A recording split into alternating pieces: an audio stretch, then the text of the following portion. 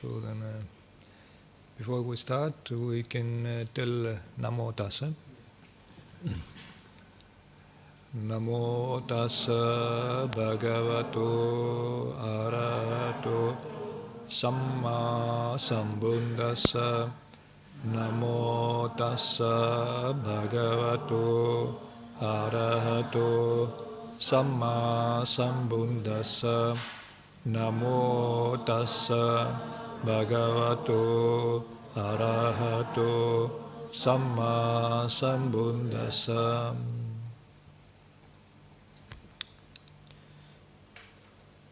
So then today we will continue with the third part of the Mula Pariyaya Sutta. Jadi hari ini kita akan meneruskan dengan bagian ketiga dari Mula Pariyaya Sutta. So then just to give a summary of what we have already covered to explain.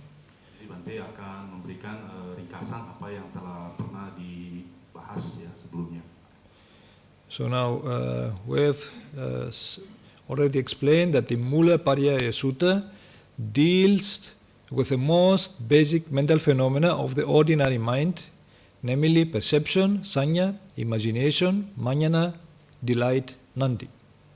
Jadi Mula Pariyaya Sutta ini berhubungan dengan fenomena dari batin-batin yang umum, yang biasa ya, yaitu yang terdiri dari tiga bagian: persepsi, ya, sanya, dan imajinasi, hayalan ya, manyana, dan kesenangan ya, atau nandi.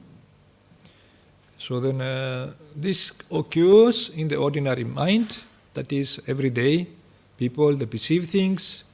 If they don't have means to understand them, they imagine them. And then there is also delight in this imagination. Ini terjadi dalam sehari-hari ya, ketika kita mempersepsikan segala hal, segala fenomena itu ya, dengan kemudian timbul persepsi, ada imajinasi dan menyenangi hal-hal tersebut. So then we have already explained that the Mula Pariyaya Sutta deals also with the most basic mental phenomena of the developed mind of Arya persons.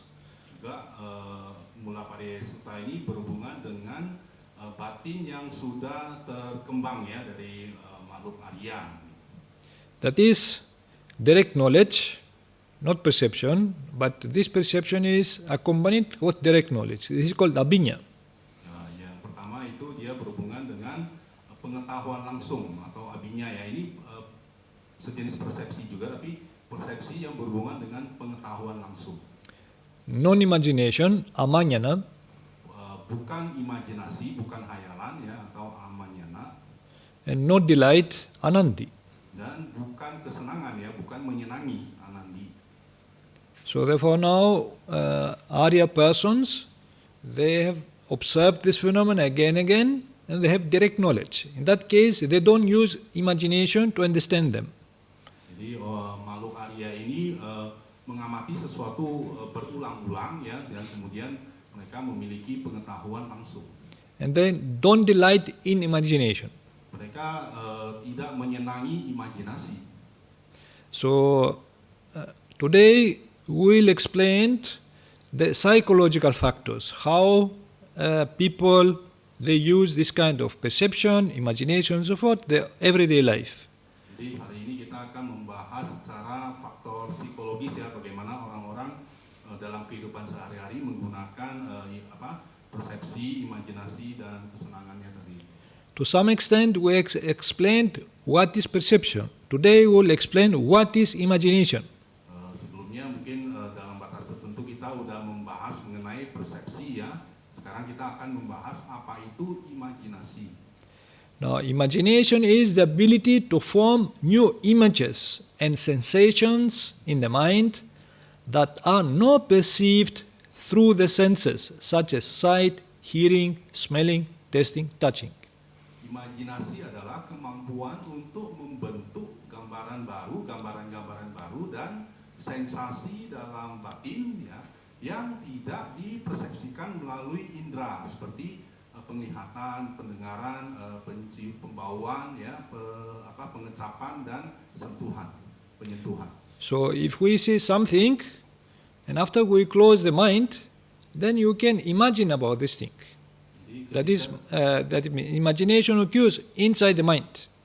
Jadi misalnya ketika kita melihat sesuatu ya, kemudian mata kita tutup, nah biasanya imajinasi itu berkembang dalam pikiran kita. Therefore, this is called imagined images are seen with a mind's eye. We see these images with a mind of the eye, with a eye of the mind. Nah, oleh karena itu disebutnya gambaran yang diimajinasikan adalah dilihat melalui mata batin ya. Tadi kan matanya ditutup gitu ya, mata aslinya ditutup. Nah, ini gambaran yang diimajinasikan adalah dilihat dengan mata batin. So now we have perception. The perception is perception, as it is. It is not imagination. But later on, it goes to the mind, and we see it with the eye of the mind. And we're starting imagining about something.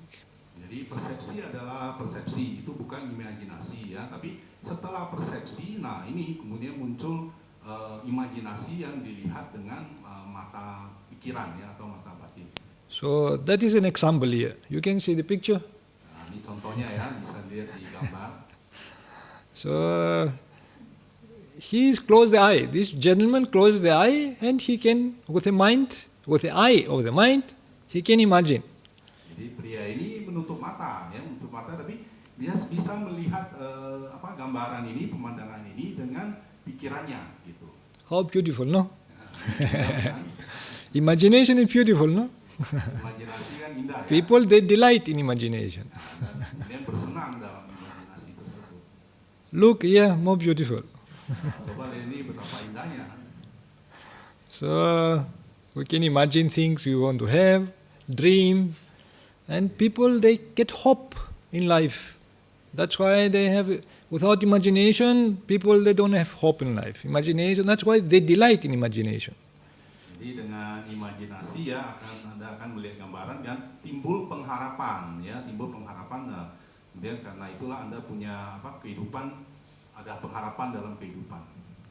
Now another word for imagination is fantasy.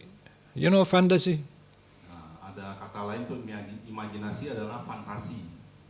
So here we have fantasy, a synonym of imagination, is a situation imagined by an individual which does not correspond with reality, but expresses certain desires or aims of its creator.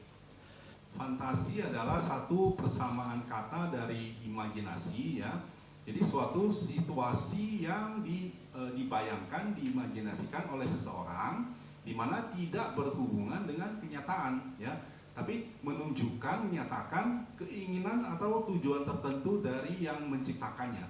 So artists, they use fantasy. Jadi dalam kesenian mereka menggunakan fantasi. Now this image here, okay, this is fantasy. Nah, ini gambaran ini adalah satu fantasi. Gitu. This face here is fantasy. Wajah-wajah di sini adalah fantasi. So therefore now, and this color of the hair is fantasy. Warna dari rambut ini juga fantasi. So the whole picture, all this combination of colors, it is fantasy. Jadi kombinasi warna dari keseluruhan gambar ini semuanya fantasi. So therefore artists, they use fantasy, but many people also, they use fantasy. They want to fantasize the world. Kesenian adalah satu fantasi ya, tapi banyak juga orang-orang di dunia ini yang menggunakan fantasi. So therefore imagination and fantasy, they go hand in hand. Jadi ya imajinasi dan fantasi ini ya sama, mirip ya, sepadan. Another effect of imagination and fantasy, it is psychological projection, we tell. We'll explain this. Kemudian ada lagi pengertian lain dari fantasi adalah proyeksi psikologis ya, Projection. Ya, proyeksi pancaran psikologis. So psychological projection is the expression of desires. Is a kind of psychological projection where one projects one's own internal likes and dislikes externally. Jadi proyeksi psikologis ya, atau artinya ungkapan dari keinginan ya, atau maksudnya ungkapan dari keinginan-keinginan adalah sejenis proyeksi psikologis ya, atau pancaran psikologis di mana seseorang memproyeksikan keinginan atau kesukaan dalam dirinya dan ketidaksukaannya secara luar. So, one example. Now we have here Ethiopian person from Ethiopia. Now, for example, Ethiopians imagine their gods to be black, with black hair and flat noses. Jadi contohnya di sini ada seorang Ethiopia ya, mereka membayangkan dewa-dewa mereka itu kulit hitam ya, dengan rambut yang hitam dan hidung yang rata. Now Ethiopians usually have flat noses, so their gods has also flat noses. Jadi biasanya orang Ethiopia hidungnya rata, jadi dewa-dewanya hidungnya juga rata. They have black hair, their goddess also have black hair. Nah, mereka punya rambut hitam, jadi dewa-dewanya juga rambutnya jadi hitam. So now by the way, this here is a god, okay? Don't think anything, this is a god for the Ethiopians, very sacred god. So this is the African sky father and the primordial creator of all life. Jadi yang gambar di sebelah ini adalah dewa ya, ini sangat suci ya, sangat diagungkan dalam orang Afrika. Ini adalah bapak langit dari bangsa Afrika ya. Jadi pencipta awal dari semua jenis kehidupan. So in Africa there are many snakes. Therefore gods also they have snake body. The body is snake. Banyak ular ya. Jadi dewanya juga tubuhnya adalah bentuknya ular. So therefore now this is psychological projection. What we see here, we imagine them also how our gods, our angels appear. Jadi ini adalah proyeksi psikologis ya, apa yang kita lihat di sini ya, kita proyeksikan secara imajinasi ya keluar. So another example is Europeans. Imagines their gods to be white, blonde and with straight noses. Jadi contoh lain adalah orang Eropa ya, membayangkan dewa-dewanya itu kulit putih ya, kemudian rambutnya pirang dan punya hidung yang mancung. So they thought we have blonde hair, therefore our gods should also have blonde hair. Karena rambut mereka itu pirang, jadi dewa-dewanya juga seharusnya rambutnya pirang. We have straight noses, our gods should also have straight noses. Kita punya hidung mancung ya, dewa-dewa kita seharusnya punya hidung yang mancung. This is psychological projection. Understand? Adalah proyeksi psikologis. This has to do with imagination, but it is very directed imagination. Ini berhubungan dengan imajinasi, tapi imajinasi yang terarah. You see something here and you think, the other, you see one thing A here and you see B should also like that. Anda melihat sesuatu di sini ya, sesuatu itu, jadi yang di sana itu juga harus seperti yang di sini. So now we can see, now these are the words imagination, fantasy and fiction. It's called, we use usually to explain this phenomena. Jadi untuk menggunakan kata untuk menjelaskan fenomena ini digunakan kata imajinasi, fantasi dan fiksi. Ya.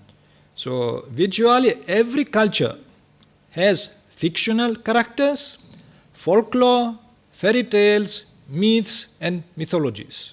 Jadi umumnya di setiap kebudayaan ya itu memiliki karakter-karakter fiksi ya, atau hayalan ya. Kemudian folklore itu kisah-kisah legenda, kisah-kisah rakyat gitu ya. Kemudian cerita-cerita dongeng ya, cerita dewa-dewi gitu. Kemudian mitos-mitos dan mitologi. So it has legends, symbols, emblems, animistic beliefs and superstitions. Kemudian ada legenda-legenda ya, kemudian simbol-simbol, lambang-lambang, kepercayaan-kepercayaan animisme ya, dan tahayul-tahayul. So for every country you go, they will hear some stories, some strange stories, and so forth. In China, different. In India, if you go, many stories. It's called. Ya, Anda akan menemui banyak cerita-cerita ya, mungkin di China demikian ya, kisah-kisahnya, di India beda lagi kisah-kisah rakyatnya. So therefore now, and people they use symbols, emblems, and so forth to express their beliefs. Jadi orang-orang menggunakan simbol-simbol, lambang-lambang untuk menyatakan keyakinannya. Now in Indonesia have Garuda. Di Indonesia juga ada Garuda. It's called Garuda. What is the bird? Okay. So then in other countries you have lion symbols, and therefore now every country has some symbol to represent the power of the country and so forth. Jadi seperti di Indonesia kan ada burung Garuda ya lambangnya, mungkin di negara lain ada lambangnya singa ya. Jadi di setiap negara mempunyai lambang-lambangnya untuk menyatakan dari kekuasaan dari negaranya itu. So then, and nowadays many people have a lot of passion for novels, stories about imaginary people and events, comics, science fiction, and movies. Jadi sekarang ini banyak orang menyukai novel-novel ya, cerita mengenai orang-orang hayalan dan kejadian-kejadiannya. Kemudian komik-komik ya, kemudian science fiksi ya, cerita sains gitu tapi yang fiksi dan film-film.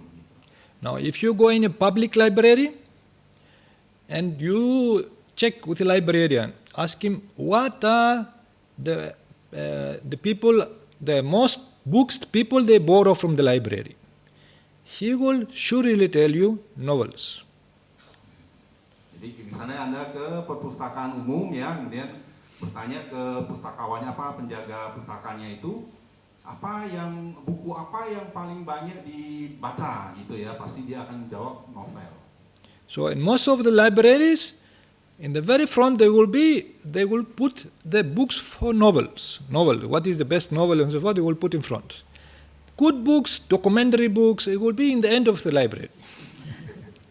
Jadi umumnya di perpustakaan ya itu novel-novel taruhnya di bagian paling depan ya, yang novel paling laris di depan ya, tapi buku-buku dokumenter ya yang baik itu biasanya di paling belakang. So therefore movies also the same. Now many people they run to see movies. Most of the movies are fiction. We know if we cry because the actor cries, we know it's fake, but we cry. Ini juga film-film ya, misalnya kita menonton satu film ya, misalnya aktornya menangis, kita juga ikut ya, kita menyenanginya itu. If we laugh, we know it's fake, but we laugh. Dia misalnya aktornya mencintai seseorang ya, kita tahu itu palsu ya, tapi kita menyukainya. Gitu. If we are in agony, what will happen now? We know it's fake, but we have agony. Dia marah ya, kita juga tahu dia palsu itu ya, berpura-pura, tapi kita menyukainya. If we have fear, we are afraid now. What is going to happen? Again, we know it's fake, but we have afraid. Saya aktornya takut gitu ya, tapi kita juga ikut-ikutan takut ya. So, but people will spend a lot of money to go to movies, to see a lot of time also to see movies and so forth, to buy videos and so forth, and just to enjoy all this kind of fiction, because they delight in fiction. Jadi kita banyak menghabiskan waktu dan uang ya untuk film ya, untuk video gitu ya, karena kita menyukai hal-hal seperti itu. Hollywood, Bollywood, you have also Indonesian wood? No. Hollywood, mungkin ada Indonesia wood. Maybe after 10 years, you never know. Di 10 tahun lagi ada Indonesia wood. So, and then we have magazines, radio, television, cinema, and video games enable to transmit imagination in means to large audiences. Jadi kita juga punya majalah-majalah, radio, televisi ya, kemudian sinema dan permainan video ya, main game ya, permainan game gitu ya, yang mampu menyalurkan ya imajinasi dan mitos menjadi kepada penonton yang banyak. So if there is some imaginary video like movie in the cinema will be full. But if it is documentary, Oh, very few people. Ya, ada film yang imajinasi, yang hayalan, wah penontonnya penuh. Tapi kalau film yang dokumenter ya, itu biasanya penontonnya sedikit. So now, and you have also video game addiction. Many people, they go and spend hours and hours video games. Video games also imagination. It's fiction.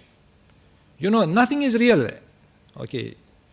Nah, ada ini ya, sekarang yang tren ya mungkin permainan game ya, video game yang menimbulkan ketagihan ya, banyak yang menghabiskan waktu. Gitu. Tapi ini semuanya imajinasi. So many young people, they sit hours and hours and hours, they're playing video games. Banyak orang-orang muda menghabiskan berjam-jam ya untuk bermain video game. So recently I found an article which was telling that one man was paralyzed from below the body because he was playing 20 hours video games a day. Jadi belum lama Bante baca satu artikel, seseorang itu jadi lumpuh ya dari badan ke bawah gitu ya karena menghabiskan 20 jam bermain video game. So and now we go to children. Now children from young age are told fairy tales or they delight in watching and reading comics. Nah, jadi sekarang ke anak-anak ya, anak-anak dari usia muda aja udah dikasih cerita-cerita dongeng ya dan mereka senang untuk menonton dan membaca komik. Now this is also fantasy. This is imagination. This is fiction. Ini juga fantasi ya, imajinasi, ini adalah satu fiksi. Therefore, generally humans have a fiction addiction. Umumnya manusia itu punya ketagihan terhadap fiksi. They will sit and watch, read and watch comics and all these kind of beings who do not exist. It's just imaginary beings. Suka baca komik-komik ya, di mana tokoh-tokohnya ini bukan yang asli gitu ya, nggak nyata. So if parents give little money to the children, they will go and buy this kind of comics. Kalau orang tua kasih uang ke anaknya, mereka akan pergi membeli komik-komik seperti ini. So we can tell that children, they can tell we live in imagination. Jadi anak-anak bisa disebut kita hidup dalam imajinasi. So therefore now this is also parents also promote imagination in children. Jadi bahkan orang tua juga mendukung ya atau anak-anaknya memiliki imajinasi. They tell them very fairy tales to children and so forth, and children they are used to have this kind of fairy tale imagination. Jadi orang tuanya memberikan dongeng-dongeng ya. Jadi sehingga anak-anak memiliki imajinasi ya terhadap kisah-kisah dongeng tersebut. Parents tell the children that storks bring babies. Misalnya ada kisah burung bangau membawa bayi gitu ya. So and children starting believing. Jadi anak-anak mulai mempercayainya. So they can't tell them the truth because truth is different. Ya, orang tua nggak bisa memberitahu kenyataannya ya, kenyataannya berbeda.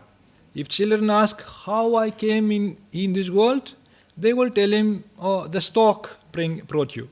Kalau anak-anak bertanya bagaimana saya bisa lahir di dunia ini, oh dikasih tahu burung bangau yang membawanya ke sini. Oh, angel brought you. Atau malaikat yang membawa kamu ke sini. So, therefore now children, they imagine they were flown by a stork on the clouds. This is how I came in this world. This is how I came. Anak-anak berimajinasi ya, mereka terbang melalui awan-awan dan dibawa ke dunia ini. So today many birds die because extinct. Sekarang ini banyak burung-burung yang mulai musnah ya. So mothers have to invent other stories. Jadi ibu-ibu harus menciptakan kisah yang lain lagi ya. Maybe aeroplanes. Mungkin pesawat. They have to find another story to tell lies to the children. Mereka harus mencari ya kisah-kisah lain ya mungkin untuk diberitahukan. Because in many cities now, birds, you can't see birds. Storks, all this had been killed by people, they kill these birds. Burung-burung kan udah mulai langka ya, di banyak kota udah susah ditemuin ya karena banyak dibunuh. So I just want to give a picture how from a small age, we grow with this imagination, fantasy, and fiction. Jadi Bante hanya ingin memberi gambaran bagaimana kita sejak kecil ya diberikan imajinasi, fantasi, dan fiksi ini hingga besar. So it is clear that myth, imagination, fiction, and fantasy continues for our young age to be a pervasive and essential component of the collective imagination of humanity. Jadi ada jelas ya bahwa mitos, imajinasi, fiksi, dan fantasi ya itu terus-menerus dari sejak kita muda ya menjadi meresap dan menjadi komponen penting dari kumpulan imajinasi dari kemanusiaan. We speak about collective imagination, not in one country, but you can see many countries this imagination exists. Jadi kalau dimaksud dengan imajinasi kolektif atau kumpulannya ya bukan cuma di satu negara ya, tapi di banyak tempat dan mungkin seluruh manusia. Therefore, ordinary people, they have no means to understand this world. The only means is to project the imagination and think, oh, maybe like that, maybe like that. Jadi orang-orang biasa mereka tidak punya keinginan untuk melihat sebenarnya hal ini ya, tapi mereka hanya ingin memproyeksikan dari gambaran-gambaran imajinasinya itu. So then it is only after scientists came, of course, now we have learned science, we have understood a little bit about this world, about genetics, about biology, about physics, about chemistry. We have a better understanding. But this is not through imagination, it's through very systematic observation. Kemudian setelah ada ilmuwan ya, baru adalah timbul ilmu biologi, yang mungkin fisika ya dan sebagainya. Nah itu melalui pengamatan-pengamatan, barulah muncul bisa melihat seperti ini yang itu. So people still want a persistent alternate reality, which is fantasy, fiction, and imagination to live in. Tapi orang-orang menginginkan ya realitas pilihan ya, realitas sampingan yang merupakan fantasi, fiksi, dan imajinasi ya. Untuk mereka ingin hidup dalam fantasi, fiksi, dan imajinasi ya sebagai realitas pilihan. Ya. Now, although we have science, we still have science fiction. Okay, and people don't stop. Now there are scientists who write these books, science fiction books, because they delight in imagination. Jadi walaupun kita punya sains ya atau ilmu pasti, tapi kita juga punya sains fiksi ya, itu yang hayalan gitu ya, karena mereka orang-orang menyenangi yang demikian. We are rooted, as the Buddha tells, we are rooted in imagination. Kita berakar ya, sebagaimana Sang Buddha katakan, kita berakar dalam imajinasi. So that's why also George Bernard Shaw told, imagination is the beginning of creation. You imagine what you desire, you will what you imagine. At last, you create what you will. Nah itu ada ungkapan dari George Bernard Shaw ya, imajinasi adalah awal dari penciptaan ya. Anda membayangkan apa yang Anda inginkan ya.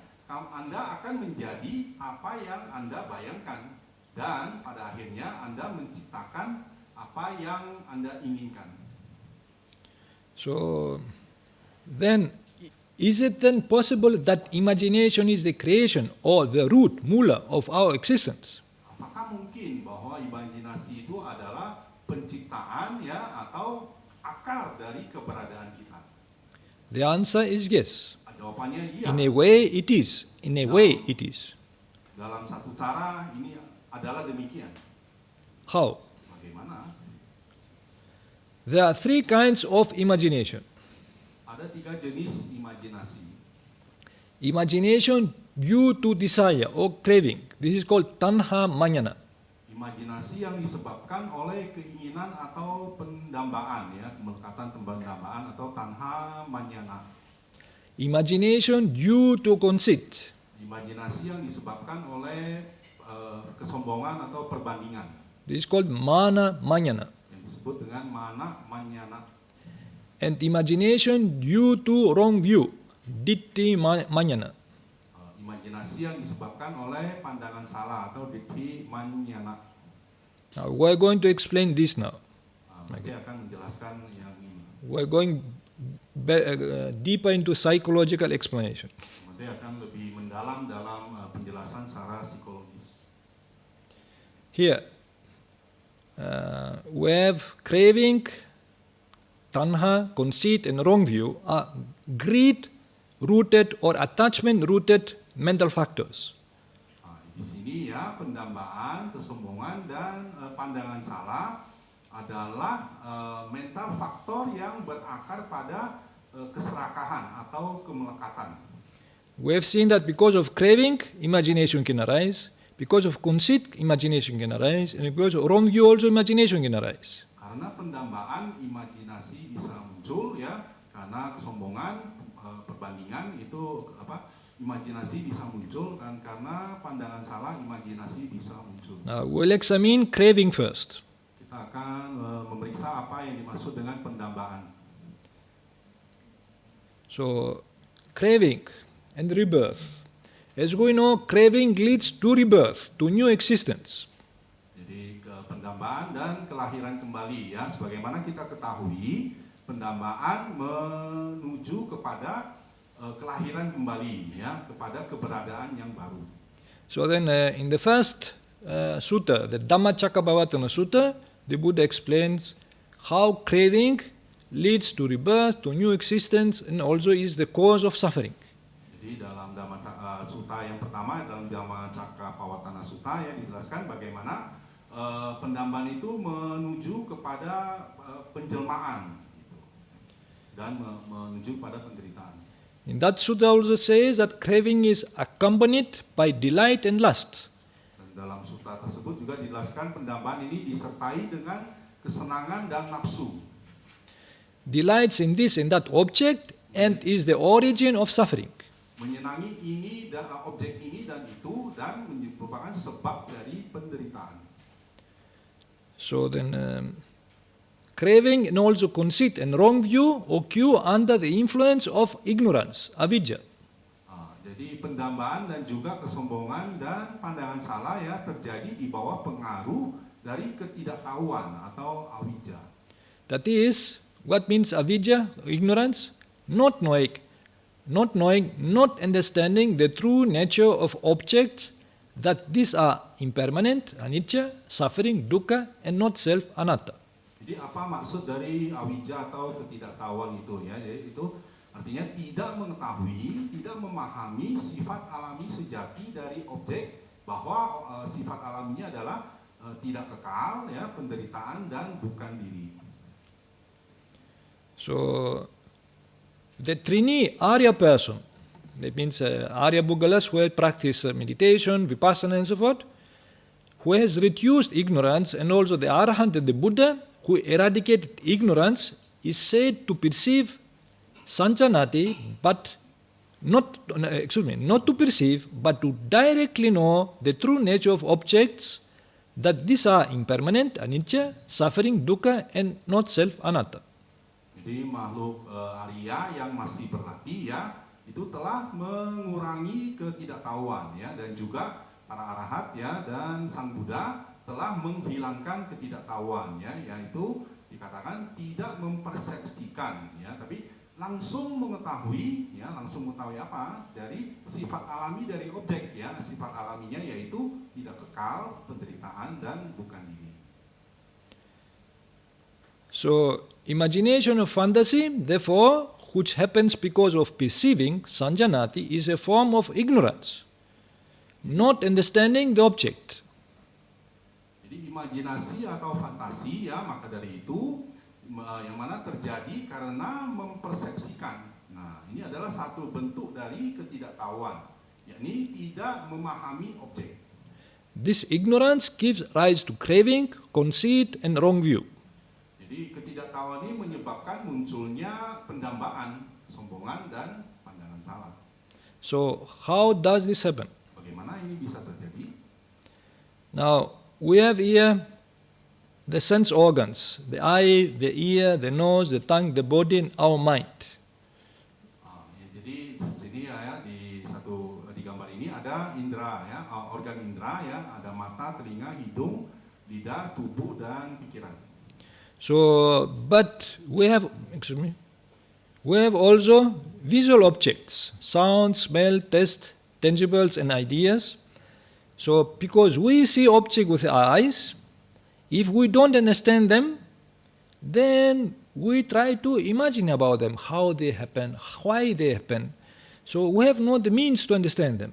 So in that case now, we use our eye and our brain, our mind, to understand this object. Okay, we use our ear and sounds to understand this, nose and smells to understand, tongue and taste to understand, body and tangibles to understand. And with the mind, we try to figure out how is this, how is that. Jadi juga selain organ indera itu ada objek-objeknya ya, ada objek visual yang dapat dilihat, suara, bebauan ya, rasa dan sentuhan dan gagasan ya. Jadi kita misalnya ketika melihat sesuatu ya, kita menggunakan organ ya dan melihat objeknya, kita berusaha menggambarkan ya, figure out, menggambarkan lah ya bagaimana sebenarnya objek itu. Nah kita menggunakan gambaran-gambaran kita sendiri untuk menggambarkan dari objek tersebut. So therefore, and the mind tries to understand all this object. If he has not good understanding, our mind has not good understanding, then it uses imagination to explain this phenomenon. Jadi ketika kita melihat objek itu, kita tidak memiliki pemahaman yang baik ya, kita menggunakan imajinasi untuk menggambarkan objek tersebut. So therefore now what happens here, we have the sense organs and we have input of sense objects. Visual objects, sounds, smells, tastes, tangibles, they go into the mind and the mind tries to figure this out and produce ideas. Jadi ketika ada objek ya, itu ketemu misalnya objek penglihatan ketemu dengan mata ya, kemudian kita muncul gagasan-gagasan dalam pikiran untuk menggambarkan dari objek tersebut. So now because we speak about imagination, you imagine now, imagine. Jadi ketika kita berbicara tentang imajinasi, Anda juga sedang menggambarkan, mengimajinasikan. That our mind is like a vessel. Jadi batin kita seperti satu wadah. It's called visual object falls into the mind, sounds fall, smell, taste, and tangible object fall into the mind. And everything is boiling inside the vessel. Jadi objek-objek itu jatuh ke dalam wadah tersebut ya, seperti bentuk ya, suara dan semuanya itu dimasak dalam wadah tersebut. What we have seen, what we heard, what we smelled, we try to think. And they are rotate. These things rotate in our mind, in this vessel. Jadi apa yang kita lihat, apa yang kita dengar, ini berputar-putar dalam pikiran kita, dalam wadah ini. And we try to understand what is going on in our mind. Jadi kita ingin memahami ya apa yang terjadi dalam pikiran kita. So if we have proper knowledge, our mind is well trained, so we somehow can understand. But if our mind is not trained, we are not able to understand these things. Jadi kalau pikiran kita terlatih ya, kita punya pengetahuan yang tepat, kita bisa memahami ini ya. Tapi kalau kita tidak terlatih, ya kita tidak bisa memahami ini. In that case, the only way to explain it is to use our imagination to explain them. Jadi untuk menjelaskan ini ya kita menggunakan imajinasi ya untuk menjelaskan hal-hal ini. And this is what happened for centuries and centuries, what people did for many centuries. They use their own imagination to understand. Jadi ini yang terjadi selama berabad-abad ya, orang-orang menggunakan imajinasi untuk menggambarkan, untuk menjelaskan ini. Uneducated people, illiterate people, and so forth, who have not trained their mind, they can't use any other tool to understand the world. They have to use imagination to understand them. Jadi orang-orang yang tidak terdidik ya, orang-orang yang tidak terlatih ya, mereka tidak memiliki pengetahuan untuk menjelaskan hal-hal ini ya. Jadi mereka menggunakan imajinasi untuk menggambarkan. That's why they fabricate stories, they make fairy tales, they make many other fantasy stories. Jadi makanya mereka menggunakan menciptakan kisah-kisah fantasi, dongeng-dongeng ya untuk menjelaskan, menggambarkan ini. So here we're going to see how this happens in more detail. Kita akan melihat lebih jelas ya bagaimana ini terjadi. Now we have here the eye, which is a sense organ, and we have the visual object, let's say a flower. Kita punya di sini ya ada mata dan objek penglihatan. So, and then we have eye consciousness, which cognizes that here there is an object. Kita punya kesadaran mata yang mengenali objek penglihatan ini. So then, and then it comes conduct, which it is a mental conduct about the eye consciousness, the object. Kemudian muncul kontak ya, ini adalah kontak mental ya, di mana mata ketemu dengan objek penglihatan.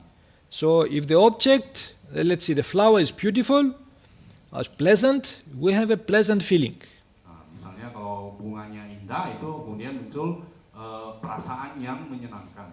If it is ugly, then we have unpleasant feeling. Kalau ini buruk ya, kalau objek penglihatannya buruk maka muncul perasaan yang tidak menyenangkan. So then we have perception, which says, registers, this is pleasant, this is unpleasant. Kemudian ada persepsi ya yang mencatat ini menyenangkan, mencatat ini tidak menyenangkan. This is, we got an impression, this is a kind of impression to the mind. Ini adalah sejenis kesan-kesan ya terhadap gambaran batin ini.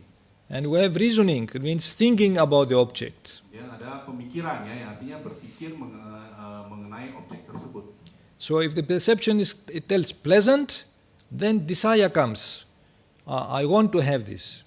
Kalau persepsinya itu dia menyenangkan ya, kemudian muncullah keinginan, wah saya ingin yang itu. So if it is unpleasant, again desire comes. I don't want to have this. Kalau ini tidak menyenangkan, kemudian muncul lagi keinginan yang, oh saya tidak menginginkan hal itu.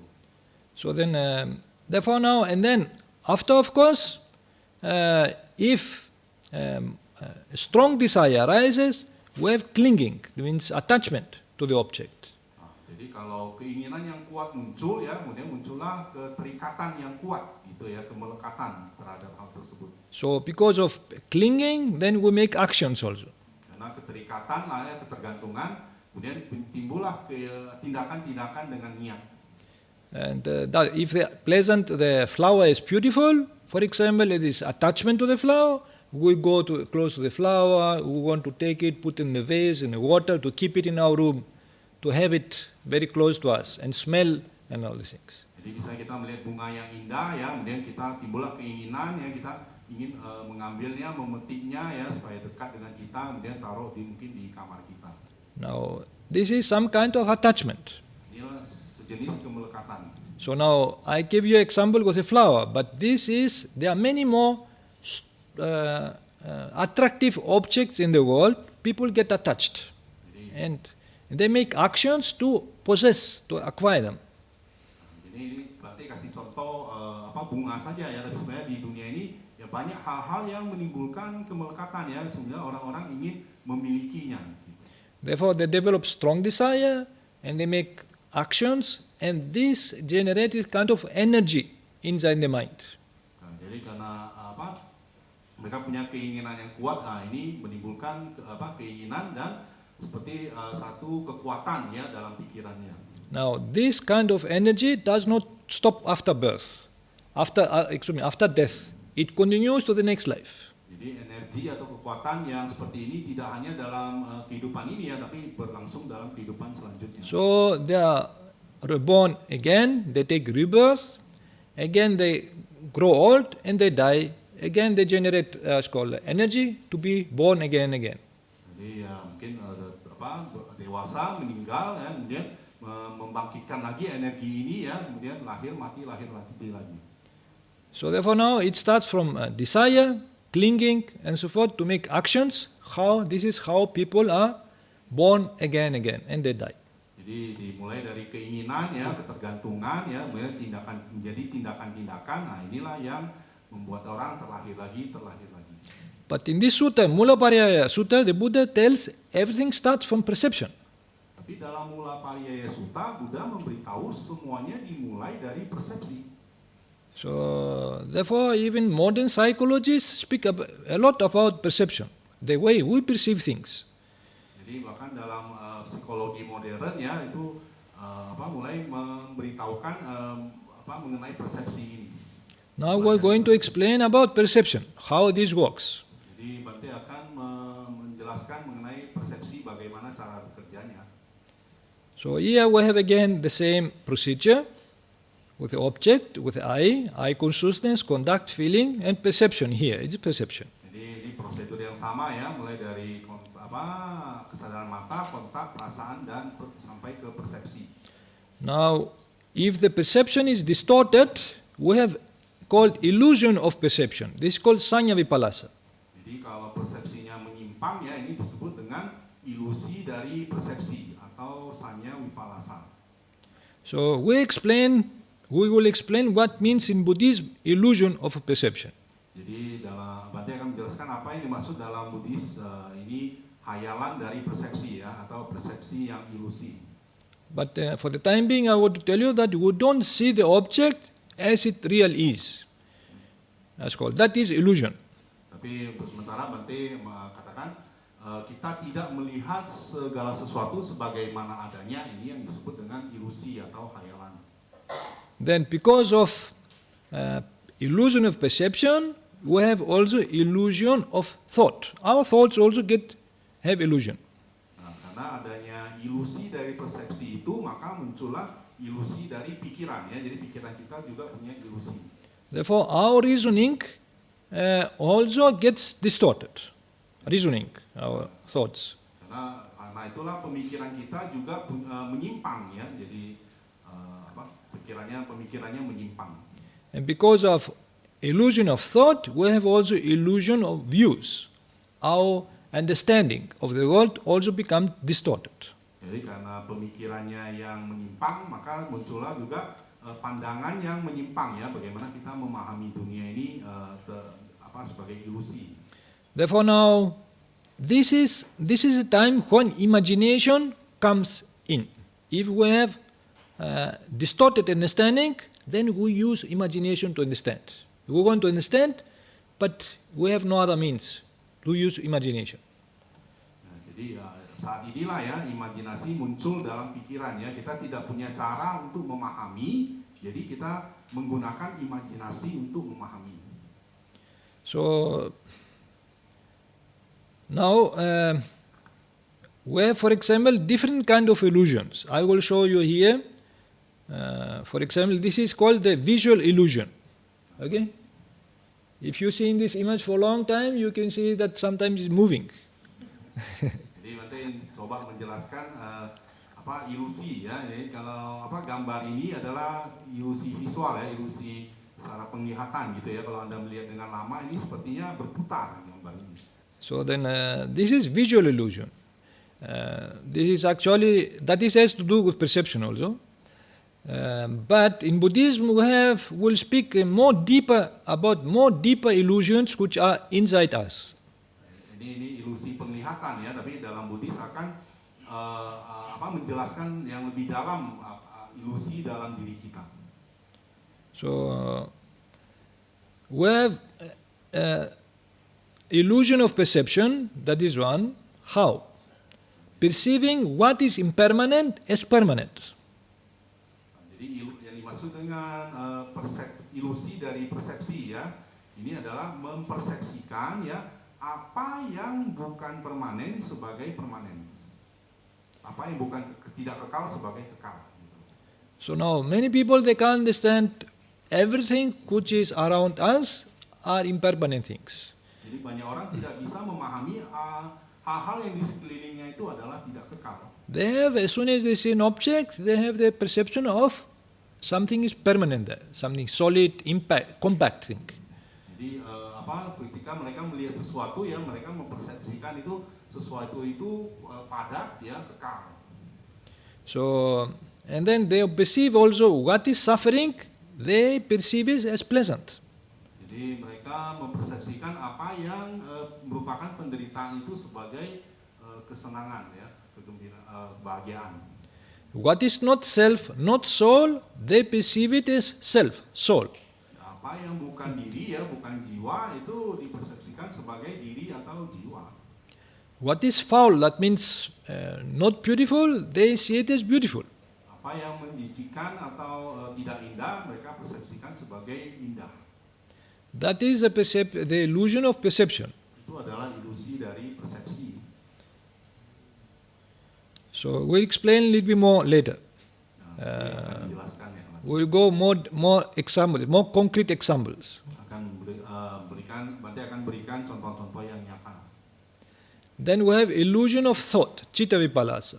Kemudian ada lagi ilusi dari pemikiran ya, atau citta vipallasa. Again, reasoning now. Our thought also, if perception is distorted, our thought also gets distorted. And we're reasoning, we think about what is impermanent, we think is permanent. Kalau persepsi kita menyimpang ya, pemikiran kita juga menyimpang gitu ya. Kita akan memikirkan ya mengenai apa yang tidak kekal sebagai kekal. And we think what is suffering is pleasant. Kita berpikir apa yang merupakan penderitaan itu menyenangkan. And what is not self, not soul, we think as self, soul. Apa yang bukan diri, bukan jiwa, itu kita berpikir sebagai diri atau jiwa. What is foul, we think as beautiful. Apa yang menjijikkan, kita berpikir sebagai indah.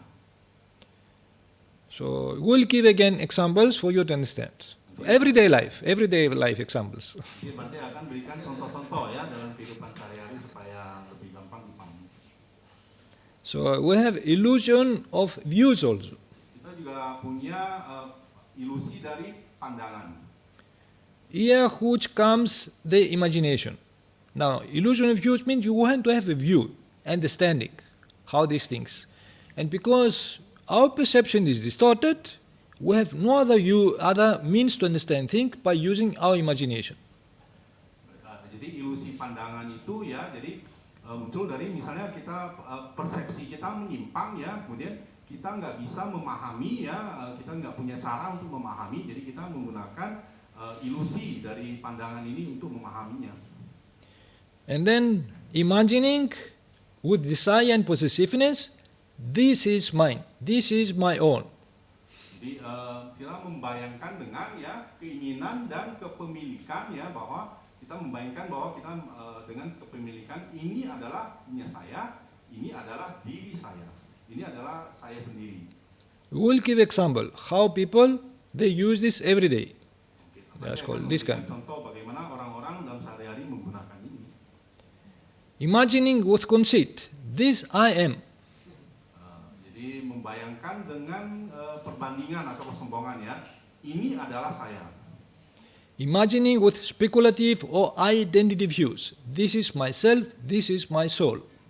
Membayangkan dengan imajinasi dengan spekulatif atau pandangan identitas ya. Ini adalah diri ya, saya diri sendiri. Kemudian ini adalah jiwa saya. Okay, thus the illusion of perception, we have a perception now, affects the illusion of thought, and the illusion of thought affects the illusion of you. Jadi dengan demikian ya, ilusi dari persepsi mempengaruhi ilusi dari pemikiran. Ya, dan ilusi dari pemikiran mempengaruhi ilusi dari pandangan. Therefore, it starts from perception. Jadi semuanya diawali dari persepsi. If our perception gets distorted, then our thought gets distorted and our view also gets distorted. Kalau persepsi kita menyimpang, ya otomatis pemikiran kita juga menyimpang dan pandangan kita juga menyimpang. That's why the Buddha starts with perception. Karena itu Sang Buddha mulai dari persepsi. And he tells ordinary people, they use perception. And the verb the Buddha uses, san janati. Jadi Sang Buddha memberitahu orang-orang umum menggunakan persepsi ya, dan memakai kata san janati, mempersepsi. But persons who use intelligence, means meditation, it's called vipassana meditation and so forth, the Buddha tells about not san janati, abhi janati. Direct knowledge, to have direct knowledge. Tapi bagi orang-orang yang menggunakan meditasi ya dengan pemahaman langsung, jadi Sang Buddha menggunakan kata abhijanati ya, bukan sanjanati lagi. So now here we explained, no? Now again, perception, distorted perception gives distorted thought, and then we have distorted view, according to this chart. Jadi diulangi lagi ya, persepsi yang menyimpang menyebabkan pemikiran yang menyimpang, mendapatkan pandangan yang menyimpang. But then the reverse order can also take place. Tapi urutan terbaliknya juga bisa terjadi. Now, once we get distorted view, okay, this distorted view affects the illusion of perception, and the illusion of perception affects the illusion of thought. Jadi kalau kita punya pandangan yang salah, ini akan mempengaruhi menjadi persepsi yang menyimpang ya. Persepsi yang menyimpang juga akan mempengaruhi pemikiran yang menyimpang. Once, therefore, we have already established a distorted view, then this affects our perception also. Jadi kalau kita mulai dari pandangan yang menyimpang, ini yang akibatnya yang mempengaruhi persepsi yang menyimpang. And then this affects our thought. Dan mempengaruhi pemikiran juga. Now, if somebody tells you the bus from Jakarta to Yogyakarta goes at 8 o'clock, you get this perception. Jadi misalnya, ya contohnya seseorang memberitahu bus dari Jakarta ke Yogyakarta itu berangkat jam 8 pagi. So then tomorrow you meet somebody else, he told no, it does not go 8 o'clock. It goes 7 o'clock. Jadi besoknya Anda ketemu lagi orang lain, orang itu kasih tahu, oh bukan jam 8 tapi mungkin jam 10. So immediately you get surprised because you have the view, you establish the view is 8 o'clock. If somebody tells you something else, immediately your view tells no, it can't be. So it should be 8 o'clock, not 7 o'clock. Jadi Anda mungkin terkejut ya, Anda karena sebelumnya Anda udah punya pandangan, oh enggak, ini berangkatnya jam 8 kok. Kenapa? Kalau Anda ada yang berubah, nah Anda jadi terkejut karena Anda sudah punya pandangan akan berangkat jam 8. Now, how it started? It started with perception. Somebody told you 8 o'clock, perception, thought, reasoning, 8 o'clock. View, 8 o'clock. You established 8 o'clock. Jadi dimulai dari Anda punya persepsi jam 8, ya. Kemudian timbul pemikiran jam 8 berangkat. Akhirnya punya pandangan jam 8 berangkat. So then you have your view, you establish all your around thought 8 o'clock. Okay? View again, perception affects your perception, your thought, 8 o'clock. Jadi kalau mulainya dari pandangan jam 8 berangkat, timbul persepsinya jam 8, pemikirannya juga jam 8 berangkat. So if somebody tells you no, it is 7 o'clock, immediately your view comes and tells, oh no, can't be. It should be 8 o'clock. Jadi kemudian kalau Anda yang memberitahu, oh bukan jam 8 tapi jam 7, tapi Anda menolaknya ya, seperti Anda karena punya pandangan, oh bukan jam 8 tapi jam 7. So then, this is simple example. You may be wrong, 8 o'clock can be wrong, can be 7. That's why you have to check. If you are not able to check, then of course you have to use your imagination to understand. Jadi karena ya ini pandangan seperti ini ya, jadi sebenarnya Anda harus cek kembali gitu ya, tapi karena Anda punya pandangan itu udah jam 8 ya, jadinya Anda seperti menolaknya. This is just a simple example how this perception, thought and view rotates in our mind. Ini contoh sederhana bagaimana pandangan, persepsi dan pemikiran berputar-putar dalam pikiran kita. But in our daily life, to understand our world, we have to see in different perspective. Tapi untuk memahami dalam kehidupan sehari-hari ya, bagaimana kita melihat dunia ini, kita harus punya perspektif yang berbeda ya, sudut pandang yang berbeda. Now in Buddhism, we try to understand not what time the bus goes from this place to other. We try to understand existential truths about our existence, how we are here, how we are born, how we suffer, and so forth, about these existential truths, who we are, and so forth. Jadi dalam Buddhis kita bukan menjelaskan jam berapa berangkat ini, bukan ya, tapi bagaimana kita berada dalam dunia ini ya, bagaimana kita dilahirkan ya, bagaimana kita mengalami penderitaan. Jadi cara-cara alat-alat seperti ini menjelaskan bagaimana keberadaan kita. Now to understand about our body, about our feelings, about our mind, and so forth, about these things which we encounter with the object we see, how we understand these objects outside us and inside us. Jadi seperti menjelaskan bagaimana jasmani kita ya, pemikiran kita ya, bagaimana objek-objek muncul dalam pikiran kita. Nah, ini hal-hal yang dijelaskan. So therefore, we have spoken. Let me go back here. How it starts here? Perception of illusion of perception. What is impermanent, we perceive as permanent. Alright? What is suffering, we see as pleasant. This is where our perception gets distorted. For example, what is impermanent to see as permanent, that is distorted perception. How this happen? Why we see things which are impermanent to see as permanent? So we want to investigate that part of our life, about existential truths. Jadi sebelumnya kan dijelaskan ya bagaimana munculnya ilusi dari persepsi ya, apa yang tidak kekal tapi dipersepsikan kekal ya, apa yang merupakan penderitaan dipersepsikan menyenangkan. Jadi ini yang akan diselidiki bagaimana penyimpangan ini bisa terjadi.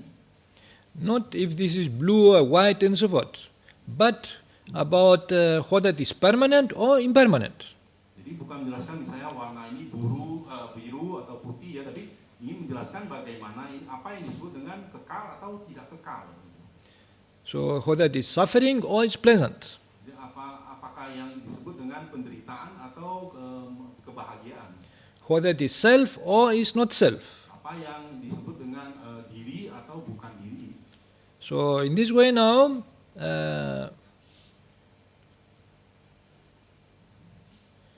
in order to see something which is impermanent, to see as permanent, we have investigate this part now.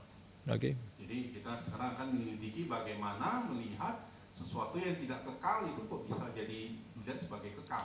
Now this kind of illusions we have referred to occur due to mistaken perception of compactness and continuity of objects. Jadi ini ilusi ini ya terjadi dikarenakan persepsi yang salah dari kepadatan atau keterpaduan dan keberlangsungan dari objek ya, persepsi yang salah gitu. To see something which is impermanent, to see as permanent, is because there is some compactness in the object and continuity. Now, for example, a flower, it looks like solid thing. It's solid thing, all right? And it has continuity because we see it now. After 1 hour, it is still there. After 1 hour, still there. After 1 hour, still there. The same flower. So, but it is because of compactness and continuity of time. But if we investigate deeper, so we see that this flower all the time changes. The cells, for example, of the flower all the time change. And continuity is not there. Many cells, they die, new cells appear. So in this way now, if we investigate deeper, you can see that this flower is not compact. It's not continuous. It breaks, as called. It is composed of cells, and it is some continuity there. That means there is no continuity there. Actually, cells, they die, new cells arise. But we have the perception of compactness and continuity. Jadi ketika kita melihat sesuatu yang tidak kekal menjadi kekal itu seperti contohnya ya, kita melihat satu bunga gitu ya. Itu karena kita melihat perpaduannya dan keberlangsungannya. Misalnya dari satu momen ke momen yang lain, bunga ini masih seperti ini, masih seperti ini ya.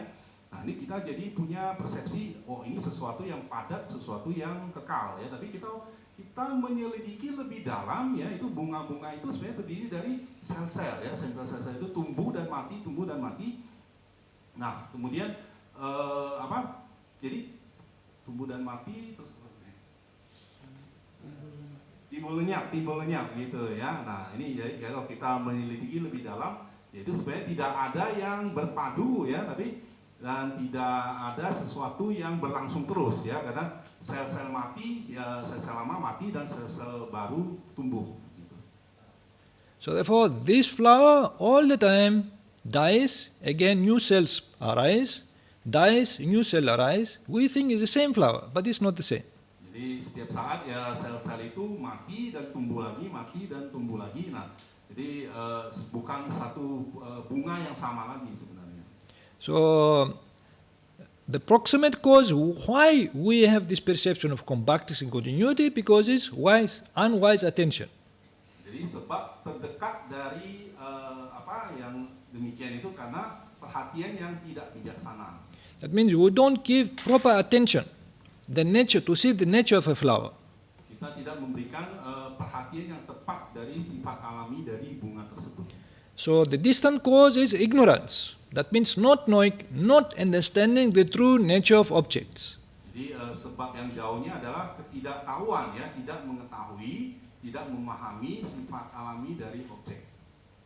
So now we are going to understand the mistaken perception of compactness and continuity of objects. Jadi kita akan melihat persepsi yang salah dari perpaduan, ya, atau kepadatan dan keberlangsungan dari objek. And we are come closer to us now. Now formerly we were speaking about flowers, now we are going closer to us. Jadi, tadi kan contohnya bunga, ya, sekarang kita akan melihat contohnya diri kita sendiri, ya. We take our body, okay. If we take our body, then the human body can appear outwardly, from outside, to be compact, solid like earth, permanent and continuous.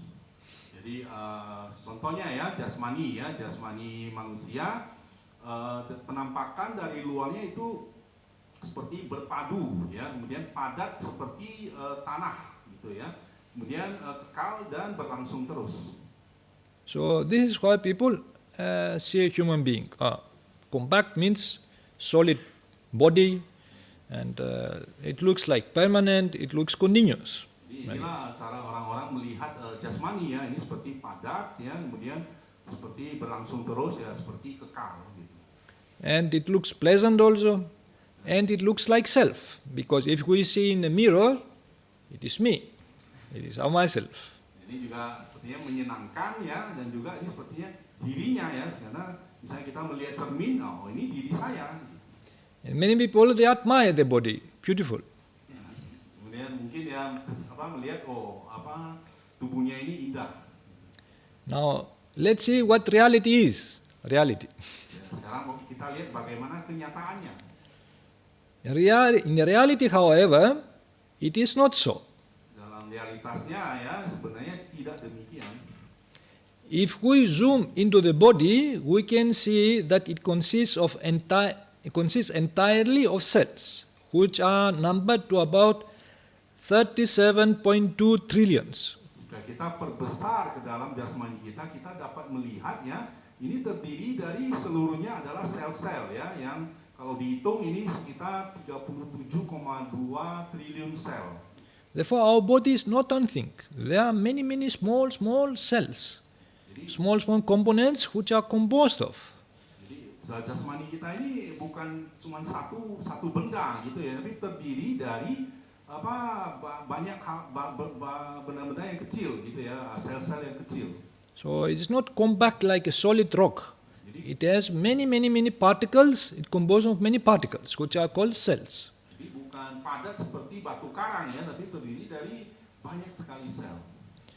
And then these cells are produced, expand and break up from moment to moment, constantly arise and die like a lump of foam. Jadi sel-sel ini dihasilkan, ya, berkembang dan pecah dari satu saat ke saat yang lain, ya, terus-menerus muncul dan mati seperti segumpalan gelembung busa, ya, gelembung atau busa. Now we speak many cells in our body die, new cells arise, again after some time again break, die, new cells arise. Jadi saat kita berbicara pun sekarang ini, ya, banyak sel-sel yang tumbuh, ya, muncul dan mati, kemudian muncul lagi dan mati lagi. Therefore, our body is not continuous, breaks, again another cell rise, breaks, another cell rise, and so forth. Jadi tubuh kita ini, ya, tidak berlangsung terus, ya, tapi dia berlangsung terusnya muncul, ya, mati, muncul lagi, mati lagi, gitu, sel-selnya, ya. So it is like a lump of foam, and this is why the Buddha tells, gives a simile of a foam for the body.